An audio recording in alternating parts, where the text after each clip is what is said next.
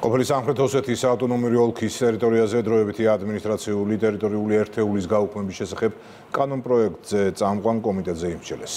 ინიციატივის შესახებ პარლამენტის თავმჯდომარემ 7 ნოემბერს განაცხადა, მთავრობასთან კონსულტაციის შედეგად შემუშავებულია რამდენიმე საკანონმდებლო ინიციატივა. ანა ბერძენიშვილი ამბობს.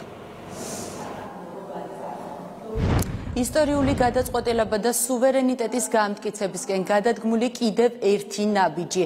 უქმდება სამხრეთ ოსეთის ადმინისტრაციული ერთეული პირველი მოსმენით იურიდიულ საკითხთა კომიტეტმა უკვე განიხილა. სახელმწიფო გუნდის შეფასებით ნაციონალურმა მოძრაობამ მიიღო მოღალატეობრივი გადაწყვეტილება.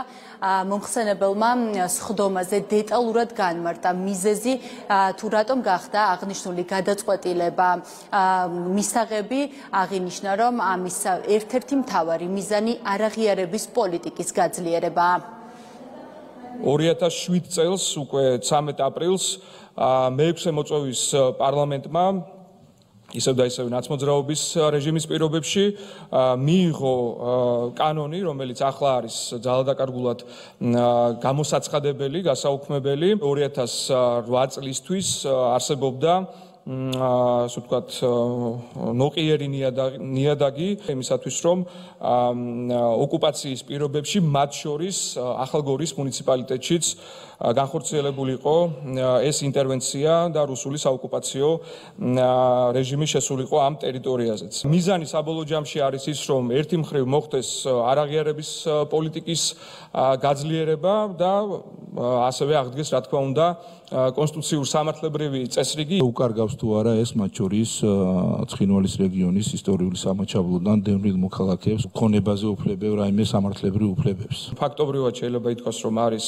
მკვდარი საკანონმდებლო აქტი ჭყალებში იმის გათვალისწინებით, რომ რეალურად ამ კანონით გათვალისწინებულ შესაბამის კომისიას, რომელსაც უნდა განეხილა აღნიშნული ქონებრივი საკითხები, რესტიტუციის თუ კომპენსაციის, ერთი დღითაც არ მოქმედია. საქართველოს მთავრობის მიერ შესაბამისი სამთავრობო პროგრამის ფარგლებში ხორციელდება ოკუპირებულ ტერიტორიებზე არსებული უძრავი ქონების ერთგვარი აღწერა, აღნუსხვა. რატომ გახდა დღევანდელ მოცემულობაში აუცილებელი ამ კონკრეტული ადმინისტრაციის გაუქმება? ხوارგი ფიქრიათ ამ მიმართულებით გაუქმების ნაცვლად გაუკეთებინა რეფორმა.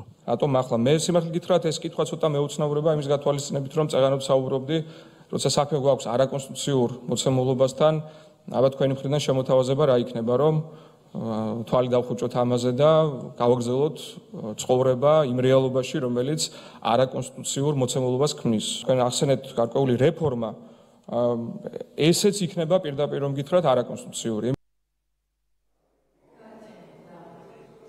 სააკაშვილის რეჟიმის დროს შექმნილი არაკონსტიტუციური ორგანოს გაუქმებას დადებითად აფასებს პარლამენტის თავმჯდომარე. შალვა პაპუაშვილი აღნიშნავს, რომ ნაციონალურმა მოძრაობამ ანტისახელმწიფოებრივი გადაწყვეტილება მიიღო, რის შედეგად დაზიანდა საქართველოს ინტერესები და ქვეყნის უსაფრთხოებას საფრთხე შეექმნა.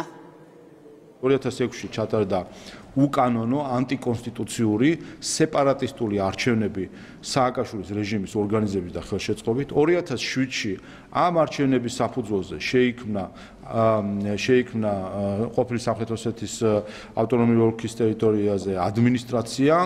2007 წელსვე აღდგა 1990 წლის ადმინისტრაციული საზღვრები, შექმნეს ის ესკალაციური გარემო, რამაც მიგვიყვანა 2008 წლის ომამდე. აი ეს მოიტანა აი ამ ქარაფშუტულმა ქცევამ ნაციონალურ მოძრაობის. რა თქმა უნდა, თავად ამ ადმინისტრაციას, მის თანამშრომლებს, ხელმძღვანელობას წლების განმავლობაში ისინი კეთილსინდისიერად ემსახურებოდნენ თავის საქმეს და რა თქმა უნდა, ყველას მადლობა ეთქმის, ვინც ამ გარემოების, თავადაც ამ გარემოების გარკვეულწილად მძევალი იყო იმ მხრივ, რომ არაკონსტიტუციურად შექმნილი ორგანო იყო.